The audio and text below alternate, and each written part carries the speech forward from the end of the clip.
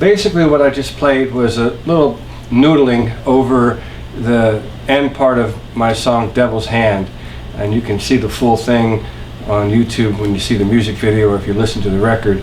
In the beginning there I just played the vocal melody on the guitar, and then I just played some blues licks and a couple runs over the chord changes, and I was asked to just talk a little bit about some of the techniques in my playing that you might have seen me do on that little piece that I just did. So obviously, you know, playing some pretty simple, you know, some, you know, little lines there, things that I'm hearing in my head, so there's not much to explain there, it's pretty obvious. But, you know, when I play faster, use a lot of my left hand to get around. So if I'm doing a line,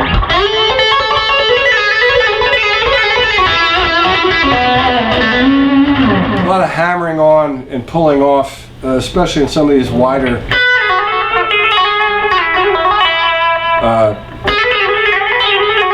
I get asked about that a lot, you know, and basically it's just a hammer-on technique where I'm kind of picking the first note, or in this case plucking it, and the rest of them are just hammered on. And to get around the neck, the trick is I use my first finger to slide in and out of position, and when you slide into the next position like so, you're able to sound that note, right? So, in theory,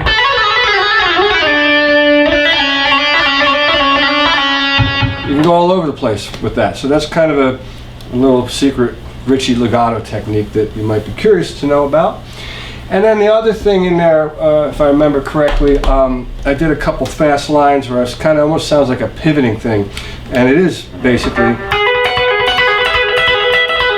You'll hear me do that a lot, and it's something that's really easy for me to do when I'm playing with my fingers and just to get around the fingerboard.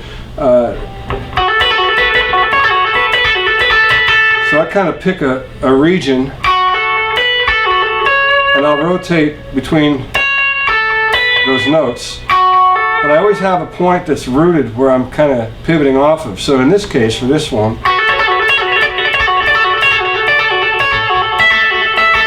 I'm always pulling the third finger off to the first finger, and this first finger doesn't move, and it's also barring these two strings, so it allows me to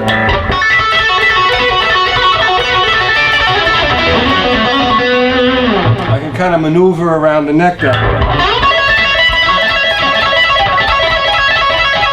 Yeah. You have to make that weird face too, the only way you can get the notes out. And then the other thing you might hear me do a lot of times, I'll kind of spell out if I'm, you know, playing over a chord. I might go.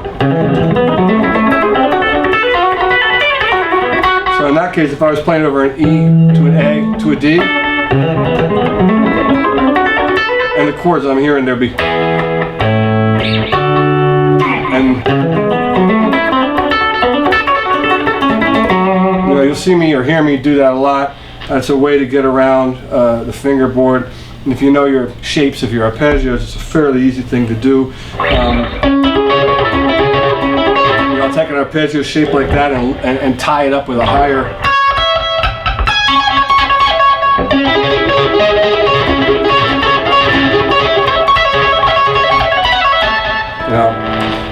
Right now I'm not playing that terribly clean because I actually need to cut my nails. They're kind of getting in the way of the fast stuff.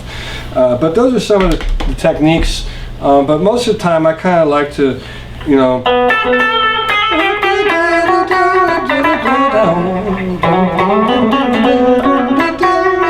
I kind of hear little melodies, you know, when I'm playing and when I'm soloing in a relaxed environment without a camera. It kind of flows pretty easy. Also, you know, I'm way more accustomed to playing with people, so the kind of musician, I don't rehearse a lot of stuff. When I get on the stage, I kind of use the force, so to speak. So sometimes it's great, sometimes it's not so great. But if I'm playing with good players, it's more for me the conversation. I'm not a monologue-based guitar player, that's not a diss. But a lot of guys are monologue based, which means they'll just go out and they're going to play whatever they're going to play, no matter what happens, because it's all rehearsed and they know it. and they know it down pat. And that's great. I just don't have the patience for that. So for me, I got to get on a stage with a couple of guys that are going to inspire me to go to the next level. So if you watch my videos, you'll see that I really listen,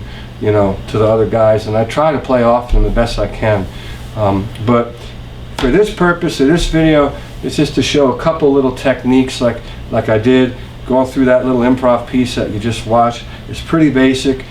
Occasionally I play a few fast things, and those are the kind of techniques I use a lot when I play quickly.